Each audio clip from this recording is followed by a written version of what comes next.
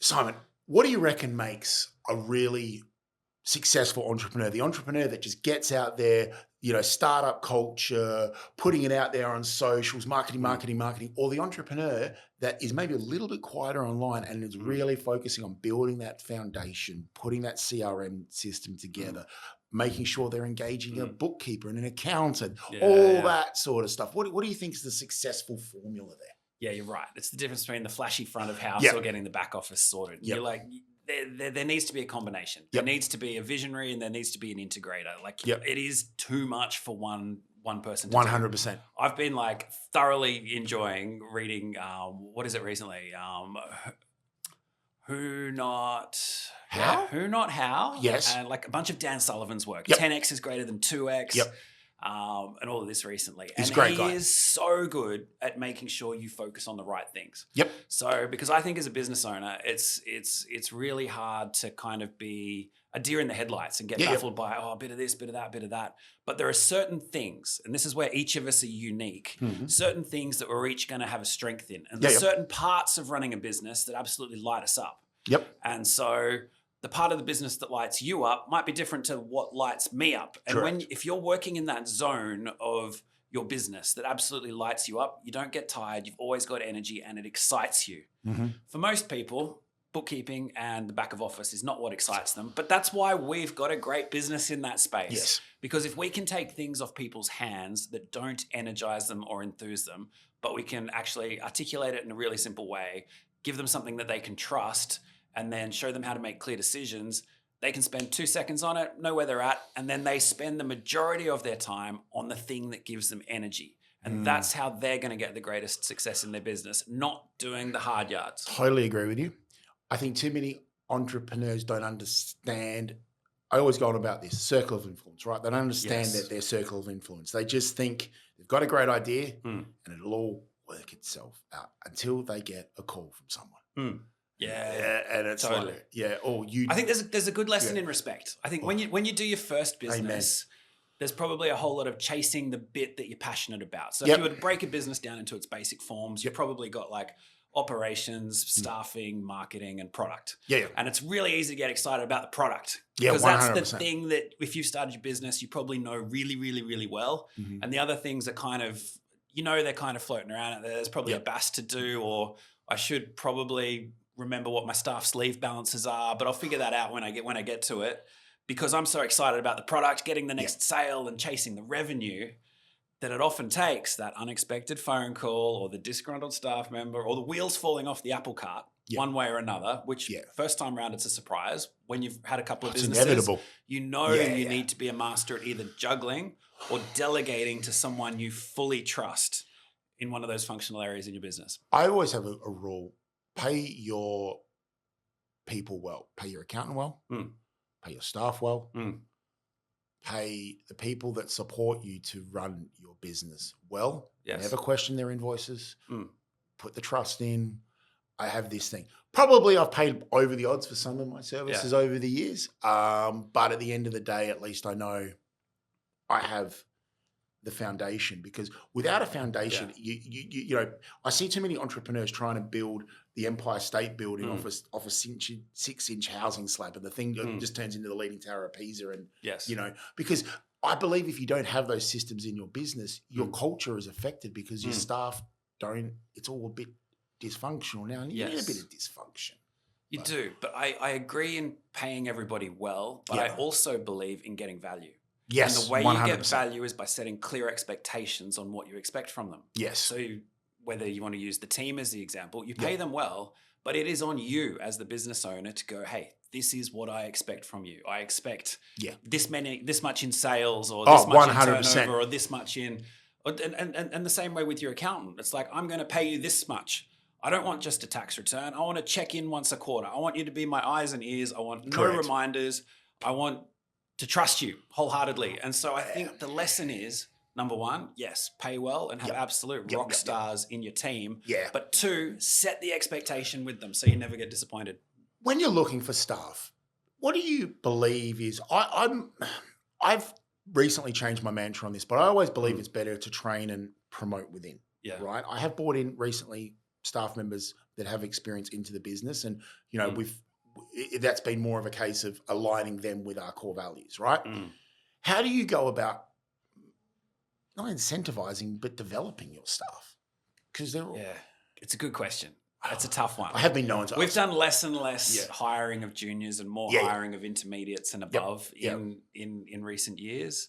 I think just because the tables are turning, it's a good market to be an employer these days. 100%. So we have been a bit more picky on who we take on. And I mean, because if you're picky with who you take on, it means it's a good client experience. If it's a good client experience, the clients are more chilled, nicer, and then it's a nicer workplace and all this sort of thing. I mean, we've developed a lot ourselves in-house in doing online training platforms to make sure that everybody does things in our particular way of getting things done.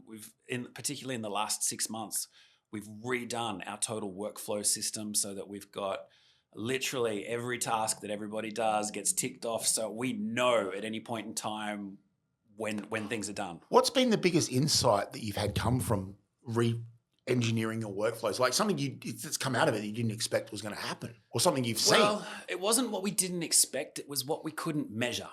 There were key numbers that I knew I just couldn't see in my business, and I think this is where we go when you're going from $0 to $1 million, or $1 million to $3 million, or $3 million to $6 million turnover. Your focus as a founder needs to change, and sometimes there's a point in time it's time for the founder to check out. And so I'm not at that point in the business yet, but I'm fully aware that the stage we're in the business, we need to see different numbers in order to break the ceiling that we're currently at and get us to the next level. That's what I'm dealing with at the moment. I know that I've got a certain utilization inside my business, and that level of utilization should give a certain turnover. For whatever reason, everybody's busy and I'm not at that turnover number. I needed to know, where are those hours getting spent? Where is that time getting spent? Where is that efficiency? And so I needed systems in place that could give me the particular numbers I need to monitor now. Because with a smaller number of people in the business, when it was smaller, a little bit of overflow, a bit of scope creep and all that sort of stuff didn't matter. It was on the hunt to build the top line. So a little bit over, whatever, it's fine. Now that we've got 40, approaching 50 people inside the business, a few hours You've exploded. I didn't realize that many. So, but having those sort of people, that sort of number of people multiplied by some inefficiencies of even just 10% of time, that adds up really quickly. Multiplies. That's a big number. Now that you've got 40 to 50 people, clearly you're very reliant on your reports, your technology. How's AI in accounting developed? Because obviously we had a brief conversation with it 12 months ago, but since then, ChatGPT is now 100% plugged into my iPhone. So what are you seeing in the accounting space around AI? Yeah, look, the accounting industry has changed a lot in 12 months. So since we last spoke, Xero did a report on AI in accounting about 6 months ago. And it was like, look, a lot of accountants are using AI inside their business. And they're using it to create blog posts, or they're using it to come up with a marketing plan. And you're like, oh, it's not that exciting. And it's kind of like the absolute bare minimum. And I mean, there's been like there was a survey done by Business New South Wales recently talking about AI in small businesses, where I think it was something like 70% of small businesses have had a go at using AI in the business. But like, I think it's 10% of them have actually made an efficiency or a saving in it. However, with conversations I've had with a whole bunch of tech guys over the last couple of weeks who are working on AI bots, and the things that I have seen where these guys have literally demonstrated coming in and they're like, all we need to do is like do a screen recording of your screen, and we will create a bot that will replicate exactly what one of your team does when they come in and the decisions they make. And that is fascinating. 6 months ago, it wasn't there on that. No, it wasn't. And the last couple of months where we've started to see what these specific AI bots can do, literally open windows, move the mouse, and do things, it's starting to get freaky out there. It is so different. What efficiencies do you see these new bots going to be able to do to your business? Is it meaning your staff are not going to be bogged down with meaningful administration tasks, they can focus more on the larger scaling sort of stuff? Or are we looking at it more, obviously you're very much, like my industry, very much controlled by compliance. Absolutely. Everything has to be compliance. And that's where I feel AI for myself around employment liability compliance, where I'm seeing, where are you seeing it go with iKeep? Totally. Look, the things that I've been talking to my team for years about have been, I want them to be reviewing and not doing. Right. The space that we're trying to fill and kicking the tires of AI at the moment is what parts of the doing can we get AI to do? The reviewer will always still be there. The relationship building side of things, the client interaction, the explaining, because of these financials, what does it mean for you? The human element of it will always be there.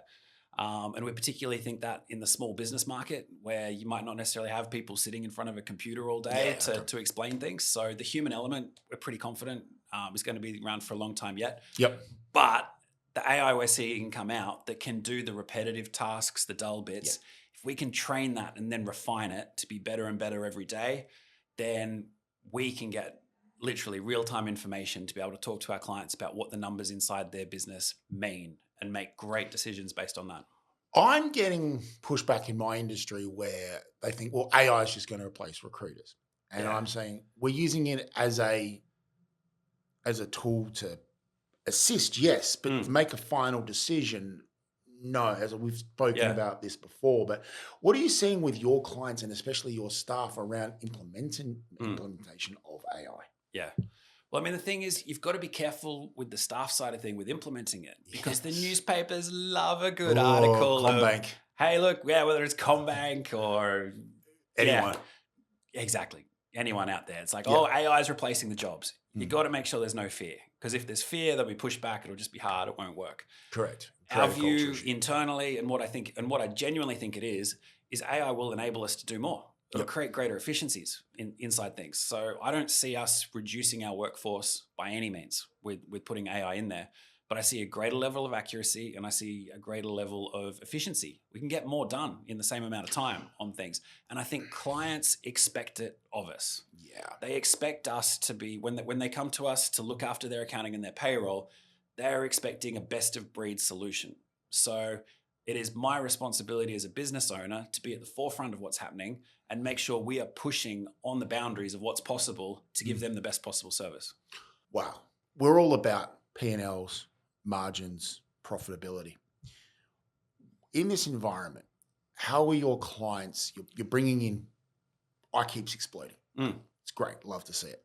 Are your clients worried that, the personal service that they got previously, now that the company's bigger, is going to change? And how do you combat that and also justify that this is where we need to go as a business? We had an exact example on that this week where one of our actual offshore team members resigned last Friday. Sorry to hear that. She'd been with us for 5 years, good innings, left to focus on her family business over there, and good on her and all. But yeah, one of the main clients that she looked after here in Sydney was like, if she's going, I'm going. To where? Yeah, I don't know. God knows to where. But if someone believes that that's the service we provide, they've kind of missed the picture. So we provide a system, a solution. The reason that girl was so good inside your business is because she followed the systems and processes that we've set up based on our learnings of working with 400 other businesses over the last few years in getting the best practice accounting and payroll processes and reporting processes inside your business. So it's more than what any one person can provide. And again, that's where AI is going to get the leverage for us. So combining all this information, best practice processes, and deliver that seamlessly again and again and again for everybody that we're working with. How are you going to scale iKeep? Because I'm assuming the sky's the limit now. It's great to see. With keeping the values that you've started the business with, now that you've got full ownership, and now you want to present this product to more clients. How's your marketing plan going to come in? What are you feeling like you want to go? Like, not to give away trade secrets. And so basically what I'm asking is how do you take iKeep to the next level? How do we take iKeep to the next level? It's going to come down to the systems that we've got in place. And I mean, as rough as this sounds, I idolize the McDonald's model on how they can make a cheeseburger exactly the same no matter where in the world you go. But you know what I've learned talking to these AI guys over the last couple of weeks you have to be able to articulate what you do to such a plain, simple, it's like tedious having these conversations as to the level of detail on what you do. That like what you're they need. speaking more basic than basic on trying to explain what these things do. And it takes, particularly someone like me who loves big picture, a ridiculously big amount of focus in order to go down to such a micro level of every step that somebody does. They get it from here, they put it there, they open this window, they close this window, they choose from here. It is painstaking, the level of detail you need to go in there. But one of our core values inside the business that has never changed, and it will never change, is that we strive to make yesterday better than today. And that will flow straight through to AI. That will flow through to we're going to refine whatever the rules are that this thing works on. So it's going to be more detailed, more accurate, and more efficient than what it's ever been before. The way we deliver that service is going to be better tomorrow than what it is today. And so we're not going to release it until the service tomorrow is better than today and let it loose. I love that. It's also why we've made sure that we are a carbon neutral business. Because whether you want to make tomorrow better than today, you've got to do that from an efficiency standpoint, but you also want to do that on a global standpoint and make sure the world as a whole is a better place tomorrow than today with our tiny little... People get confused when I tell them that I'm an avid recycler. Yeah, right. But you've got a Mustang. I'm like, you don't get it. You must also own a forest. Yeah. Or something. Yeah. I'm like... Offset those emissions. Yeah, maybe. I don't know. I think you and I have similar views on EVs, but we're trying to, is like that we get back to mindset, right? And we get back to AI and we get back to marketing. And these are the fundamentals of any business these days. Doesn't matter what business you're in, right? What do you get about the entrepreneur that just doesn't get it? Like they kind of want to embrace it. Or maybe even the business owner that's not really wanting to adapt and change. Are they just a buyout per company you look to buy? Because I kind of feel if you don't embrace this new motto, you're a dinosaur. Yeah. You're out of business. Yeah. Agree with you, but it's also like I don't think that big meteor's hit the earth yet to wipe them all out. I think we're still a way off. I think we've still got 20 years? Oh, way before that. It's going to be 5 to 10 before I think that wipeout actually happens. But I think in the world of technology adaptation, if you're going to compare it to a phone, we might be sitting around car phone era right now. Yeah, okay, right. I'm with you. We're not talking about all the fancy things that you can do on an iPhone right now. We're going to be at the Nokia. The Nokia, what is it? 3610, 3210. Fucking love my Nokia. The Nokia 3210 era of AI soon. So you just took me to the Matrix era of the Nokia with the clip. I love that. Oh phone. yeah, I love that phone so much. Oh, that was the Motorola, wasn't it? No. The flip. That was the Motorola, but the Nokia had one that looked like it came out like that. You clicked it and just and it's shot down. Yeah. I remember that one. I remember that noise. Oh, it was so satisfying. Yes. Used to sit. Yes. Oh man, we're getting off. So I think that's the era we're in with AI. Yeah, okay. So just because someone didn't get the first edition of it, they haven't missed the boat yet. There's still time to catch up. And one of the things that we were doing up until recently to just stay abreast of it is talk with our suppliers about what they're doing with AI. So we were catching up with Xero regularly to just our account manager there and go, hey guys, what are you doing with AI inside the system? They've released, so you don't replicate. So we don't replicate, but so we can also figure out where it's at. Yeah. Okay. And so they've got this thing that you might have noticed in the Xero files recently, Jax, ask Xero up the top. And that's where we can kind of see how's AI going for a business much bigger than ours, with much more data than ours when you ask it questions. And then there are other business and it does okay. It's all right. It's okay. And then there are other platforms like Dext, which was Receipt Bank that again, use it all the time. Yeah, talk about AI. And this is where you go. There's kind of a fine line between automation and AI at the moment, because there's a bit of OCR with some good automation, which is awesome. And Dext is fantastic. You set it up, auto publish. It is a brilliant, easy little app. They've been pushing AI, which I don't want to get in any trouble, but they've got awesome automations in there at the moment. And so we don't feel too far behind the 8 ball when we look at some suppliers that are much bigger businesses than ours that are still in the early days of it.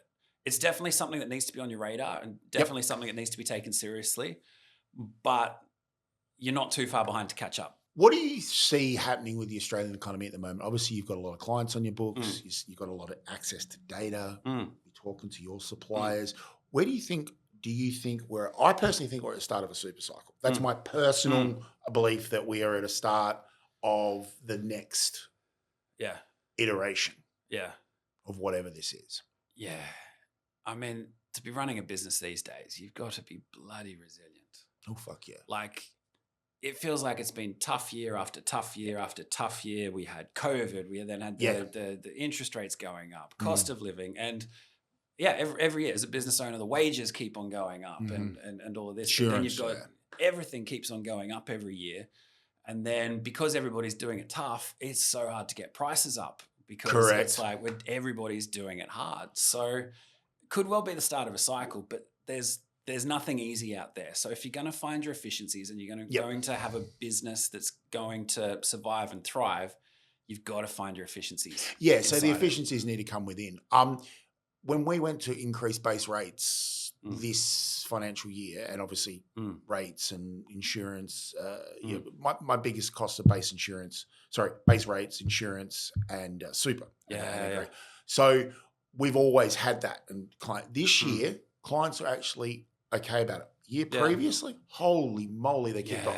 They kicked off hard. And I'm like, but I cannot, we've got federally legislated super increase. 0.5%. 0.5%. And you might, but can't you absorb it? I'm like, 0.5% on a contractor payroll is a stupid amount of money. Yeah, totally. But I'm like, I've got the same employment costs as you. But anyway, we could get in a whole thing about that. And I've had loads of conversations with my clients about them increasing their rates. Yeah. I'm starting to see it. I think this build to rent, not to get a phenomenon that started in Melbourne that's now coming across to Sydney. I think that is going to be a game changer because you're going to have a whole. It's sad in one way. We potentially have a whole generation of people never having home ownership. But Melbourne's been in the news a lot this last week, talking about the working from home and legislating working from home. What are your thoughts on that for a slight aside? Okay.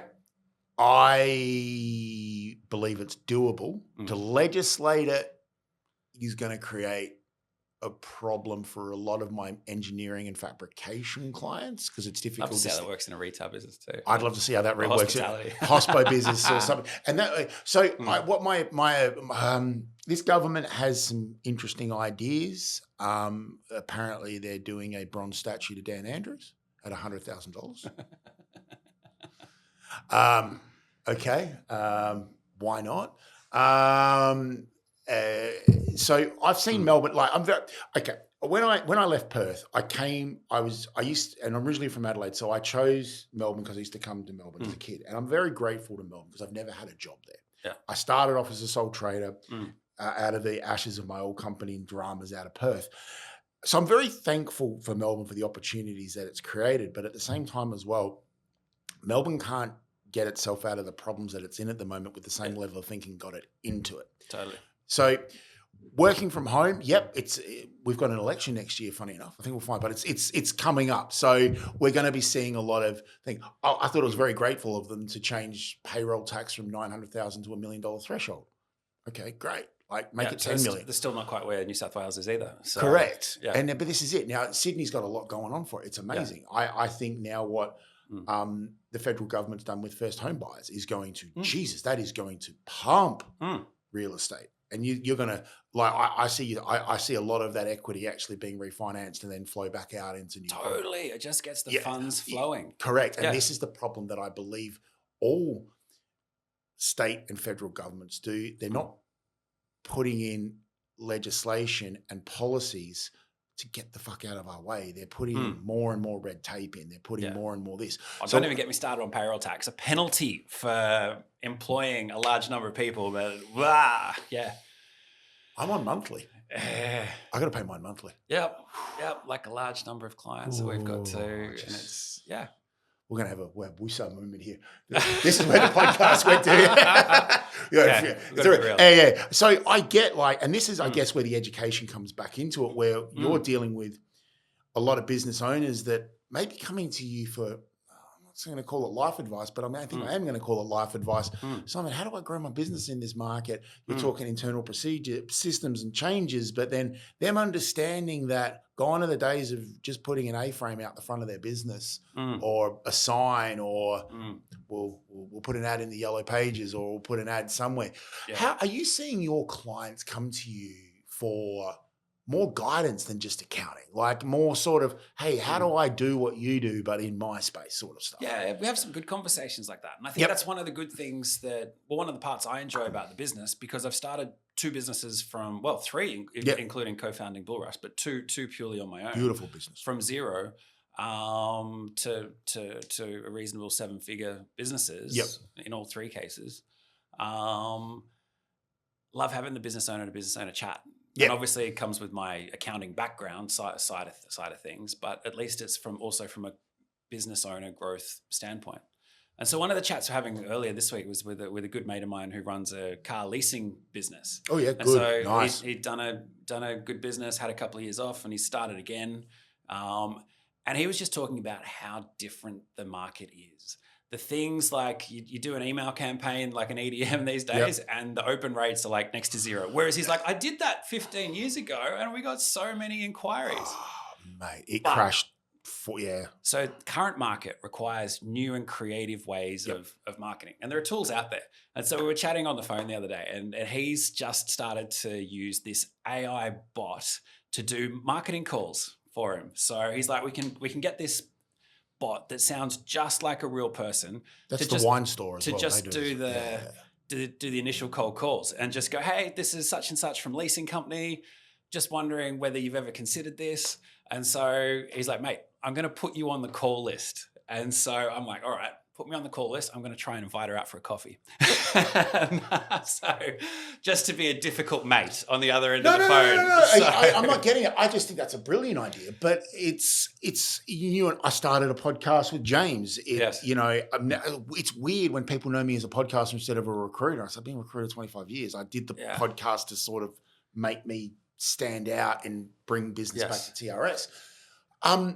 I totally agree with you. You've got to be in a new mindset, and the mindset is there, right? But as a good entrepreneur, I believe you have to acknowledge that your mindset always has to change. Just because what worked last year. Yes. For us, email marketing worked up to 3 years ago. Yeah. Until Apple and Google and Gmail changed the setting. Since then, it died. Have you been following the business Comfort? No. What do they do? They are the fastest growing online sales, selling hoodies and okay. Stuff I like do know what you're talking about. Yeah. These guys, fascinating. The first business to grow this particularly fast on sales. And their strategy, different to anything before. Like if you rewind 12 months ago, you get an influencer going, hey, wear this stuff, do this thing. They've got this new strategy in place, which is just fascinating. I learned about it just a couple of weeks ago, where they basically went to all the micro influencers, guys that had like 5,000, 15,000 followers and all this sort of stuff, sent them out product plus a unique discount code so that their little followers could get a clip of the ticket on the way through. And they've gone from like $0 to $300 million worth of sales a month through all these little micro influencers. These guys are in their 20s or something, aren't they? Yeah. Super young, out of the US. But they have done this absolutely, like, I haven't heard of a campaign like this before ever. So still using social media in order to do this. But in a different way. But they're not paying the influencer, which is a different model because so many people previously paid the Kardashians and then whoosh, off it goes, off to the races. But people are looking for that authenticity of an individual, which is kind of ironic given they're pushing it for percentage of the sale. But that's a different story. But you've got to be creative in your approach to marketing. And this is a totally different way. It's obviously worked really well for these guys. But like whatever worked a year ago, you've got to be sufficiently switched on to come up with what's next, what's the way to break into the marketplace. Because there'll be a way, but you've got to be creatively chipping away. It's funny. So this backs up. I was watching something on Gary Vee the other night, and he was saying that I've got 15 million followers here, 20 million there. Someone can start in this day and age a new account and go viral with one post. Yeah. And outview me. Yeah. Because before it was about attraction of subscribers, followers, your fan base. Yeah, now it's all about engagement. Engagement, because people are not subscribing to things now. The algorithm is basically telling you. ChatGPT, fascinating now that Apple have partnered with them, right? And now my search function is ChatGPT. The same with Google. But you know that's also changed what you have to put on your website. Correct. All of a sudden, your website content has to be question, answer, rather than a brochure for your business. Correct, because the SEO model is now. What really fascinates with me is pay-per-click, SEO, Google search is no longer the only game in town. Totally, yeah. And that is fascinating. And I think I was reading, not last quarter, the quarter before, Google ad revenue in Australia dipped for the first time. Yeah, right. Dipped for the first time. Interesting. I find it fascinating. James, we spoke about this, a year ago when we were talking about you searching your business on chat and asking it. He didn't even come up in the top 10. He's fixed it now, but he's like, I was reading last night about an article about ChatGPT because I knew we were going to talk about this today. Yeah. Chat is dobbing people in. Really? So they're getting phone call, they're getting knocks on the door, welfare checks from the police. Yeah. Also criminal investigations. Oh, wow. Yeah. So apparently chat is open for business. Yeah. But it's even the founder said in the public domain. Everything's in the public domain. So if you're talking about how to dispose of this or how do I launder this, launder cash or how do I get out of a spare, whatever, you potentially are going to get a knock on the door. Oh my gosh. Or a welfare check. He says, we there's another reason that you'd go to your trusted advisor rather than correct. rather than put it into technology. Everyone's using, he says, you can use chat as a counseling tool. Wow. But there are ramifications. Oh my gosh. There's a horrible story in the news yesterday, just how chat encouraged a teenager how to end their circumstances. Like there are some horrible, horrible stories out there where they use this stuff. Yeah. But people are wanting, like they're talking about people having relationships with chat. Yeah. Doesn't work for you or me. Doesn't work for most people, but it's this whole. See, I was convinced that a couple of years ago the metaverse was going to take off. Oh, totally. Like, and they're all spending big money on get the house next to Snoop's house on the metaverse and all of this. Yes. Yeah, but then I was thinking, okay, how do I put TRS into the metaverse? And then it just, it just. Kind of glad it did. It was a bit weird. Yeah, but this is like, what was that social chat house something. Clubhouse, and I can't even remember it. Yeah, that exploded for a few months. We're all on Clubhouse, and then it died. Zuck's got an account on it, and I can't even we all got really excited, and I think that's what the metaverse at this stage. It's like what's the original search engine? Netscape. It was like Netscape moment. Well, AOL had their own one too. Yeah, there's a few back in the day there. Yeah. AOL still gets royalties from their dial-up service. Oh, really? I thought they'd unplugged the thing, but no. Apparently, they're still getting. There's still someone out there. Still someone out there on dialing up. I don't know. Gosh, so, as our companies are evolving and as business ownership and liabilities, I wouldn't say it's becoming more difficult to be a business owner. We just have to be aware of more compliance and more. It's easier than ever to start your own business online. In Australia, you could wake up one morning, get your company created, get your ABN by lunchtime, your website by the afternoon. The following, by 5 o'clock, you're a living, breathing business. Done. And so the barrier of entry is very low. Of entry to low, and something I've been advocating for a long time. There needs to be some basic business owner training. And that's where I was going. That is too easy. Why is it possible to do that without having to learn what the director duties are or responsibilities of a director or a shareholder are? It is irresponsible. And in a country that loves red tape and loves just loves to put rules and put us all in a cage. Just look at getting a license to get on the road and all these sorts of things. Yeah, we'll recruit. But the fact that they will let you start a business, accrue a silly amount of liabilities, PAYG, employee super, with absolutely never going through any course on how to pay it, when to pay it, or what your responsibilities are. Yeah. You don't have to know how much super is in order to tick a box to say, I'm going to start a business that has employees in it. That's ridiculous. I told you this story before, but I'll remind you, I had no idea what my director's responsibilities were until I went through a liquidation. Ouch. No idea. I didn't even know. I knew they were there. Ouch. And I'm like, that was 100 guys. It was 100% on me. And like, but it's exactly what I mean. Yep. It's like, what do you, and the ramifications and like, I don't mind the easiness to, I get where the government's coming. We don't want to get in the way of you starting a business. They're not getting in the way of us starting a business. What they're getting in the way of us is growing a business. Yeah, true. And that's what I think we're talking about today is like change, AI, technology. The cost of the transactional costs are coming down, but so are your margins. Yeah, totally. So, you've got 40 to 50 people, meaning you need X, Y, Z clients to support that and you want to grow the business. So you need to bring in that and obviously that. So, you've got to, as we've discussed before, you've got a massively personal brand.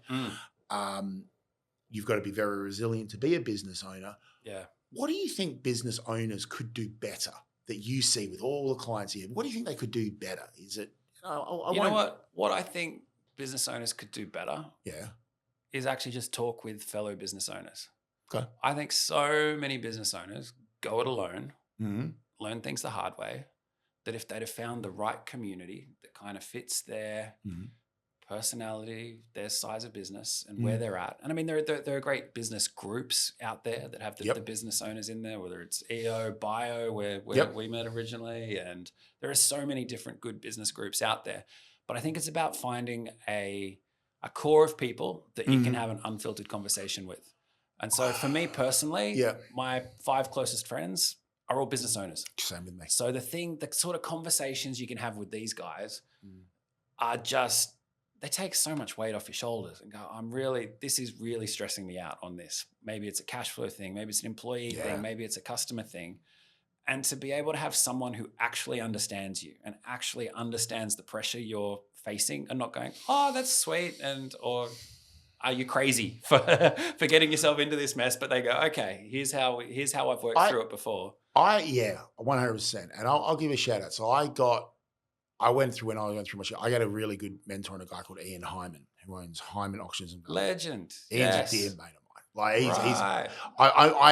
Ian and I are good friends. Like, wow. I didn't realize that connection, but he's a very lovely man. He's a very lovely man. I don't agree with his choice in Teslas, but other than that, no, he's great. And he was someone that I've went through like lots. Ian, I've gone through this. Okay, well, not that he ever guided me in anything that he should, but he explained the bigger picture, the mindset.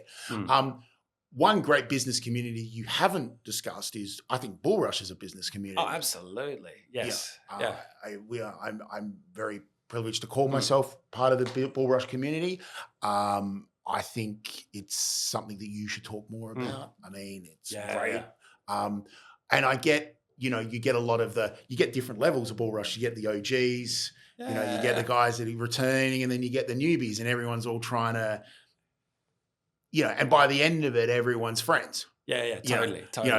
And look, any community that's got 3,000 people in it, you cover a big, broad spectrum of personality types, backgrounds, and all this. So there's a bit to navigate on it. We do prune it like anything. It needs to, anything that wants to grow needs to prune. That's a whole other business story and whatever else there too, in making sure we've got the right fit. The right absolutely. Sort of people. Being a business owner is not easy, right? It's quite lonely.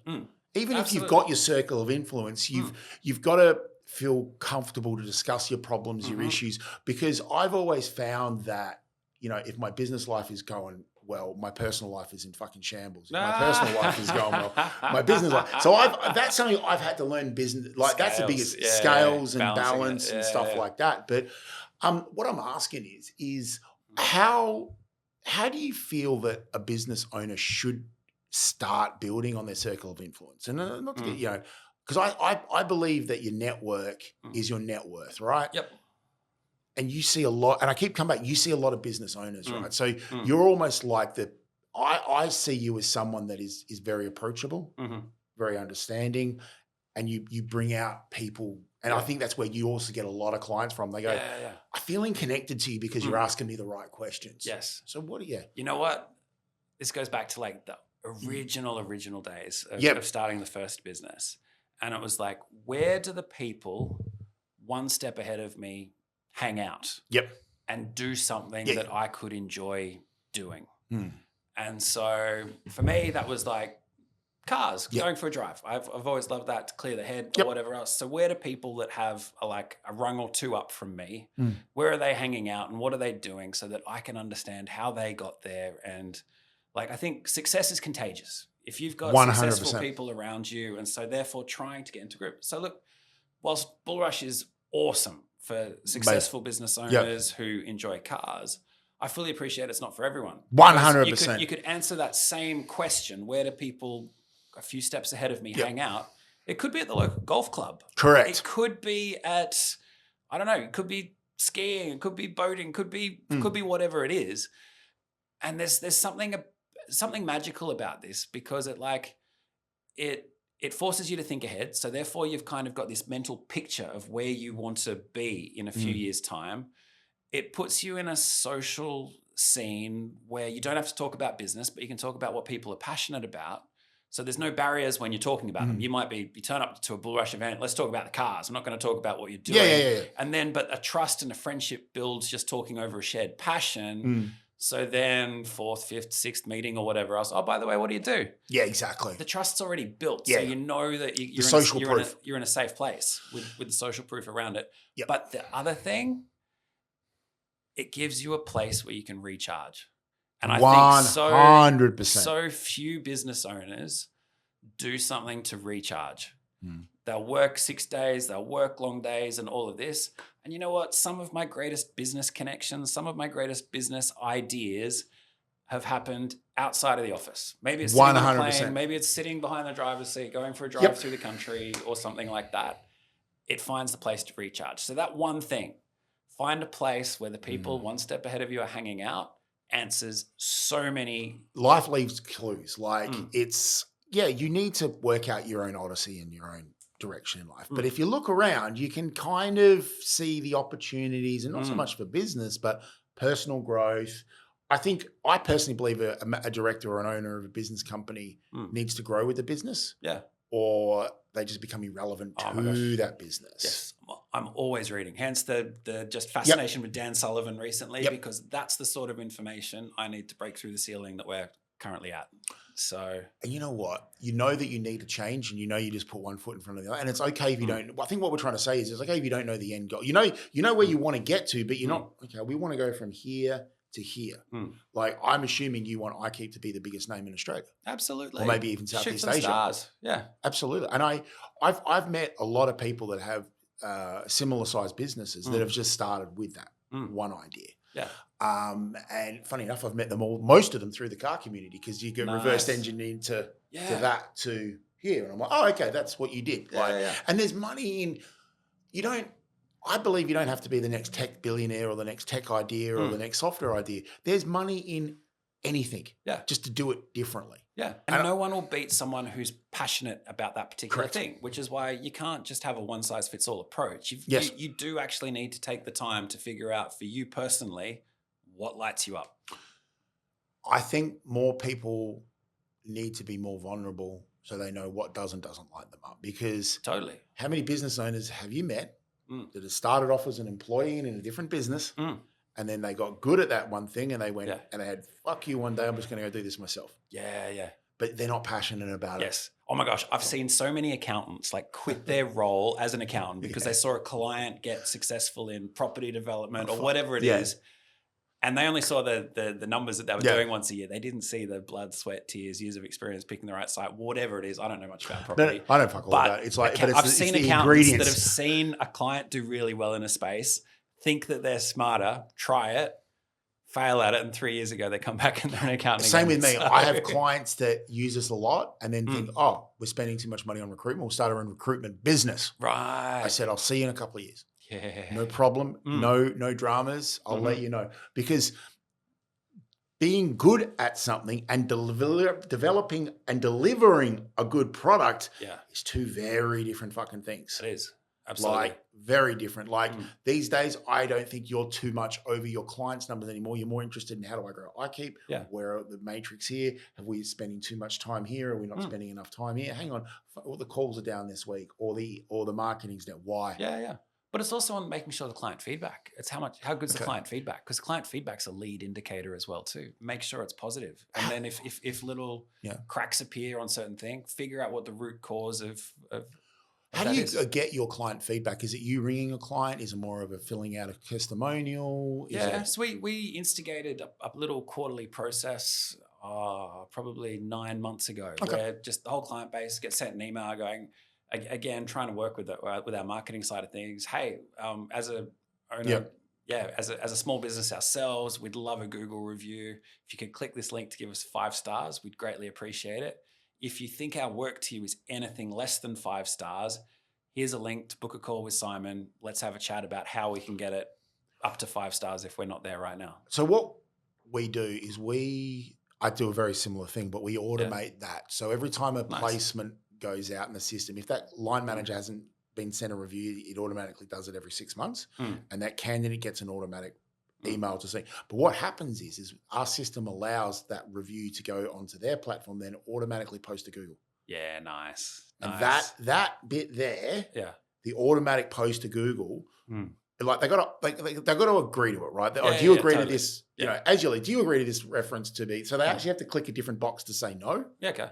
And rarely it happens, but we've seen our Google reviews explode. Yeah, and it counts for a lot. Everybody looks at Google reviews. Here's the next question though: how do you take your SEO platform that we've all built over for the last 20 years and now apply it to search? Google AI search. So I that's where I think videos, podcasting comes into it. Also, what you publish to the industry as well, because what I'm kind of seeing with AI at the moment is people are leaning into it as the beat, like it's everything. Like it's my religion, it's this, it's that, right? And I think because it's new. What I would love for AI to properly be able to do for us is to grow our businesses. Now, I guess what I'm trying to ask is do you see a way of coexisting with AI, with with also traditional business and? Yeah, totally. I was talking with a fascinating business out of Queensland last week, RAMP, RAMMP. Okay. And this is an AI driven. Okay. I don't know what it stands for, but it's an AI driven marketing tool. Okay. And so you put your website in, and then it gives you specific feedback based on its understanding of the industry. The industry. Yeah. But the fascinating thing behind it, the lady who created this AI has like a whole education history in like relationship psychology. Yep. And so there are fascinating insights on like a customer's mindset and all this. And so from what I understand, I'm still only early days of kicking the tires of this, but what I've seen so far, I love it. But it just gives you step-by-step suggestions on what to do. And hey, change your headline from this to this for these reasons. Yeah, I love that. Change your call to action button from what you've got now to this, and you'll see these improvements. Lets it get 2 weeks of data, and then it tells you how to keep refining. Hey, you need to write a blog post on this article. I've drafted one for you. If you want to use it, it's yours to go. I love that. And so it's a marketing AI bot that you can just plug into your website. Yeah, and it you need that. Tells you how to constantly improve it. You need that, but you also, I think, like I love technology. Like being dyslexic, I've used Grammarly now for close to 10 years, right? And I just plugged the whole thing into the company. Nice. A couple of people go, I want to write myself. Write it yourself, but if Grammarly does a better job of it, send that. Don't rely on you anymore. There's tools out there. Yeah.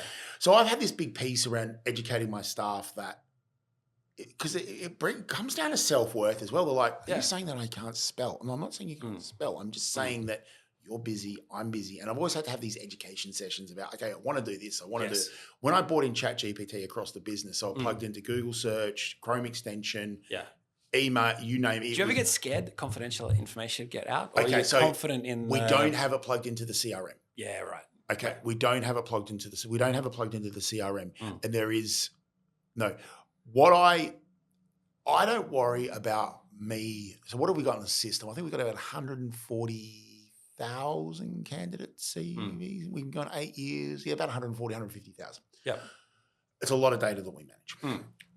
I don't worry about us because we don't. Yeah. What I worry about is the hacker in somewhere in part of this world accessing a system, yes, and putting AI into it and extracting. So I think the next level of my personal belief is the next level of AI hacker is going to be AI with hacking, but more extraction of data and then extracting like stuff. So from a privacy point of view, we're pretty regulated as an industry, and everyone's talking about privacy of data, privacy of data, privacy of data. I think now where AI is going is it's getting smart enough to fill in the blanks anyway. Like by our social postings, and that does worry me a little bit. So I think we need, I've taken a lot of credit monitoring precautions because I don't think it's about someone stealing your data anymore. I think it's about AI replicating your data. Just by where you copying your formula. Yeah, exactly. And that's gotcha. So, we talked today a lot about mindset for business owners, and but I think what we're really talking about is the modern business owner needs to be a bit more fluid, a bit more not so structured in not bringing in new ideas and stuff. Yeah, totally. What do you say to the business owner that doesn't want to change? Doesn't want to change. Doesn't want to change what they do. They're happy. Well, I hope they don't mind retirement around the corner. Like it's, you know what? There'll be some businesses there that will take a very long time to get changed. If you want to look at, from my basic understanding, any of our service guys, the electrician, the plumber, the guy that works on your Mustang, he's going to be well employed for a long time doing repairs on that thing. So, tell me about it. So look, it's easy for you and I to default to the white collar work that we spend a lot of our time 100%. in doing. It's not everybody out there who's going to get shook up, at least in the near term on this. And so I think it is important to kind of project what the future looks like and how your role could be amplified through using a smart technology just like this. But it's not for guys who are not necessarily plugged in to regular technology to be fearful of either. Like, it's not going to take every single job that's out there. There's a lot of these tactile things are going to take a long time. You said to me, in the hospo space, handwritten receipts. I'm aware of that. It's more, I'm talking from a business. I totally get it, and I love that. Like, good luck trying to stick still together with AI. Like, or have the chat with your coffee shop guy in the morning that remembers your name and remembers your order. Those warm and fuzzies, I think, will be hard to get from AI. What I do see AI doing is knowing your phone and knowing the profile, and then the barista's just told what your order is just by your previous booking, billing history. That I like. Yeah, totally. Like, on the screen here, it says you want this, and I'm like, yeah, okay. And your name's Tony, yeah. And I'm like, yeah. I think that great technology. Yes. Okay. Yeah. Simon, you've founded successful business. You're a co-founder of Bullrush. What still keeps you grounded as an individual? Like, what makes you you? Because I've met a lot of people that have successful businesses and they became a fucking AF asshole. Yeah. They were always an asshole, just with the success of their business amplified. Fair enough. Yeah. Fair enough. What keeps me grounded? I'm aware, I'm consciously aware of how many mistakes I've made along the way, if you want to be honest. Yeah. It's like, I'm grateful from where I'm at, because it has taken a lot of, it's come with a big cost. It's taken a lot of time. It's taken a lot of long days and a lot of lessons learned the hard way. And I think that's why I enjoy open chats like this. And it's also why I enjoy helping other businesses along the way. It's why I love the community of Bullrush and other places that we're a part of, to be able to go, like, whilst I've got a small taste of success in what we're running at the moment, nothing was easy. Nothing was straightforward. Nothing was simple. The emotional intelligence, the humbling, all these sort of things that you get along the way through thinking you're here, and then all of a sudden something happens and you realize you hadn't actually ticked all the boxes on what you needed to do or something. And then so you learn things along the way, I think has been part of what just helps you be real about it all too. Like, you realize everybody's human at the end of the day. We're not robots. We're not perfect. And I think there's just an element of, like, we're all trying to do our best. We're all working really hard. We're all trying to do our best. And I think that's been my approach to it. And like, even when you're doing your best, sometimes it's not perfect, but if everybody who I interact with or whatever knows I have genuinely tried my best for you and I've tried my hardest, whether it's looking after the team, looking after client needs and all of that, we will always try our best for people no matter what size we get. You've had several businesses, you've had great success.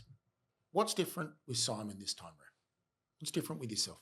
This time around, there's definitely more of a human element involved inside me, much more emotionally intelligent as I approach any decisions. I'm much more precious with my time on what I say yes to. I used to be very much a yes person, would say yes to everything. I want to do this, yes. I used to be worried about making sure everybody liked me. I've thrown that out the window since, and you realize if you've got to actually look after yourself to be the best version of yourself, to run your business, look after your team, look after your family, and all of this, because the best version of you is probably not the one that's constantly stressed, long hours, working more than 5 hours a week and five days a week, and all of this. So first business did much longer hours than the business I'm currently in. But like, I don't check emails after 5 o'clock and I don't check emails on a weekend. So if something comes in after 5 o'clock, I don't see it till I get to the office at 9 o'clock. And that was another thing that I've changed in this business. I used to always get to the office at like 6:30, 7 a.m. Now I only get to the office at about 9. Because I spend the morning with a fantastic routine. I'm actually doing fitness for at least an hour every morning and just have a fantastic way to start the day so that your headspace is in the right place.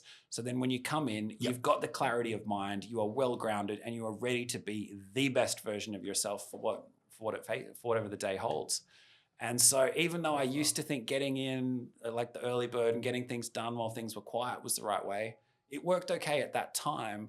But for the sort of complex decisions that are coming up now, it needs the version of myself that is actually fit, it is actually strong, and is actually well calculated in making the right decisions, which requires a good morning routine to be the best version to do that. So not only are you saying systems in your business, but systems in your personal life. Yeah, routine, order. Good routine, yeah. Because I always found my business performs better when I'm clear. Absolutely. Like I'm in flow. Yeah. I'm learning a lot about flow at the moment. Yeah, nice. And I feel that if you're not in flow, good luck. Yeah, totally. Good luck. And to be in that state, you need a good night's sleep. Like clockwork. I'm in bed by 10, up before 6. I absolutely love that. What I reckon more entrepreneurs and business owners should do is listen to their body. Like mind, body, like the whole thing. And I think a lot of business owners have had it good for so fucking long. Yeah. Like Jesus, year on year growth with not a lot of change in input, and you get very complacent. And I think since COVID, the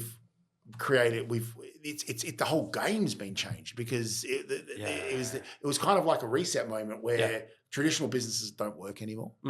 Traditional marketing doesn't work anymore. Totally. The good old email marketer. Heaven forbid the good old Yellow Pages days when you had the prime spot. Yeah, totally. But you know what I also think part of it is? Yeah. I think part of it is hitting 40 and being older. Like, we do not Cheers have the resilience or the bounce back or the energy that we did in the 20s or 30s unless you are conscious about your health and make sure you're in the best possible state. I'm 46 in Feb, so I'm like, I get that. I'm very focused on my health these days. I wasn't so much focused in my 30s. I think we're all having to adapt to this new age of business ownership. Like, it's not just about registering the ABN. Yeah. It's about the person that you must become, or the person that you might be at the moment, but you need to develop to be tomorrow's person. Yeah. Do you see your business, considering you're so involved in these businesses, becoming more than just bookkeeping and accounting? Advisement. Yeah, well, I mean, I am always looking to figure out what the business will be 5 years from now. So yeah, there are crazy ideas. Like if I can figure out how to get an AI bot to do a whole bunch of our tasks, maybe that could turn into a service offering where we help a whole lot of the businesses that we work with, where we know that this could help other parts of their business. How could we help them with it? So we're always, I guess, by learning how to do our job as best as we possibly can, if there's a way we can then leverage it and then share that learning with all the businesses in our ecosystem, 100%. we're absolutely for that. And so that's how, even when you're starting a business, so if we go back to that, how do you get from that $0 to $1 million? You keep the vision, but your strategy might change. Like you might be doing it a slightly different way when you get there. So for us at the level we're at now, by the time we're double, maybe there is a new service offering that we've got there that I'm not aware of yet because I haven't learned enough on how to deploy it. Maybe there is some part of technology that I will learn in the next 6 months that might turn into half of our revenue in 5 years' time. But you've always got to be learning and not have a closed mind as to how you'll get there. Well, it's funny you talk about these business groups. Property developer Tim Gurner in Melbourne has got these new wellness centers, and I stuck everywhere. Right? I know 2 clients that have become members of it. Yeah, and it's where they do all the networking. Really nice. And I'm just like, it's a pretty genius move.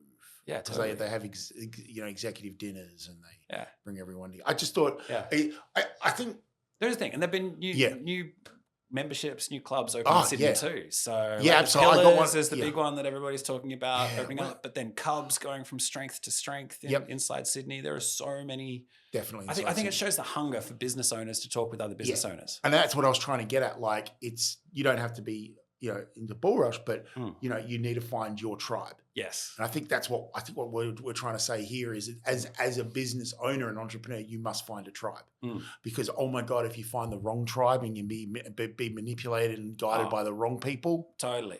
We know plenty of people in those, circles that we go, how did you go that far off track? That far off track, thinking that you'd done nothing. Yeah. So I guess what we're trying to say is stay true to your core, but like in building a successful business, you must become a different person. Yeah, I think it's largely about making sure you've got the right people around you for the influence, because at the end of the day, who you're spending time with turns out to be a reflection of yourself. So you've got to be precious with your time. You've got to be discerning with who you spend your time with. And it comes down to this mindfulness at the start of the day in actually doing everything on purpose. I think a lot of my time, and if in like when I was in my 30s and running business, a lot of that was on autopilot. Yeah. And it was working hard, turning up early, working really hard. If I could change something back in that time to what it is now, I wish I took a day a quarter and just didn't open my emails on my phone and just planned. And I could only imagine how much bigger that business would have been when I came to sold it if I took a day for myself to just figure out what do I need to do rather than running on autopilot. And I'm so much better at that now than what I was then. If we could go back in time and you could have become that person, would have you have sold that business, or would have you taken it in a different direction, or not even answer the question? Yeah, I would have sold the business. Yep. One of the main reasons I sold that business is so I could look at other business owners in the eye and tell them, I started a business from home. I grew it to 50 people. I sold it. I've done the bookends. Yep. I've gone through the lifestyle. I've done the whole life cycle of business ownership. And so part of it was to be able to just go, hey, I can have conversations from end to end in the life cycle of a business. It's bloody hard starting up again. But is it just from a mindset point of view? Like, because you know what's ahead of you? Yeah, it's hard yakka getting that first $0 to $1 million. That's hard to get to. Still hard today. Turnover. It's hard yakka. In my business odyssey journey, I've done that, lost it, bought it back, lost it, bought it back, lost it, bought it back, and like, wow, right. A lot of that was mindset around me that you do go a little bit of autopilot is correct, but if it ain't broken, don't fix it. Yes, until it breaks, and then you go. Fuck. Interesting topic you touched on just then. How much do you believe a business is a reflection of the business owner? 100%. 100%. TRS, went backwards in end of 2023, 2024. I had a couple of personal challenges at the time. Kicked in a lot of money. And what I learned from that was, if I'm not right, if I'm allowing my personal circumstances dictate me, because my staff would report, but you're just coming in like a zombie. I'm like, yep, cool. And I would just put my headphones on. So I think staff need a leader. Yes, staff I was love not having someone they can look up to. I was not leading then. I was existing. I was zombified thing. But we lost some staff, and that was a big reflection point. So that's one of the reasons I actually came on Bullrush, was to start actually having that balance again and not just things. So, you learn. You can only connect the dots looking backwards. Yeah, totally. That was a Steve Jobs quote, wasn't it? Yeah, you can only connect the dots looking back. Where to from here, mate? You've got very successful car rally. You've got very successful. Look, what's next for Simon? Big things ahead. So, like, what you know of Bullrush up until this point? Yep. The bits you love are still going to be there next year, but there is a lot changing that'll get announced in this year's rally, if not just before, as to how things are changing. It's going to be different, and the whole thing's getting taken up a level, which I am very, very excited about. I can tell by your voice, and I promise that I'm going to be. I'm coming with a different mindset this year. Yeah. So Bullrush has a lot happening, doubling down on the good bits and adding a lot more substance in the in betweens. And with the iKeep business, it's in a stage where it's time to just plow through. It's time to just be working. We know there's a big goal on where it needs to get to, and it's time to just put your head down and work. And part of that is looking at the technology, looking at the AI. How could things be done more efficiently? Investing in that, because obviously it requires an investment in time, which is therefore money, in order to always be looking for the next opportunity. But if you don't invest in yourself and looking for opportunities, you will be left behind. So 100%. I believe that there's a lot of capital looking for a home at the moment, but it's got to be the right home. Yeah. You see, it seems to be like a VC fund starting up every second day at the moment. It seems to be, yeah. It seems to be back in vogue that I don't know where all this money is going to find a home, but okay. I thoroughly love today's chat. It's always good catching up with you, sir. Last question for you. What's the next car? What's the next car? Because I know your cycle with car ownership. That's a big question. What's the next? Next one on the list is, bloody hell, that is a big question, because they haven't launched like what the next Porsche at that top level of the chain is going to be yet. So there are spy shots that I'm on lists for, but nothing officially announced. But maybe it's time for a brand change too. So controversial, sir. Very. Time will tell. Well, thank you for today, sir. I much appreciate it. Thank you very much. Thank you. Always love a chat.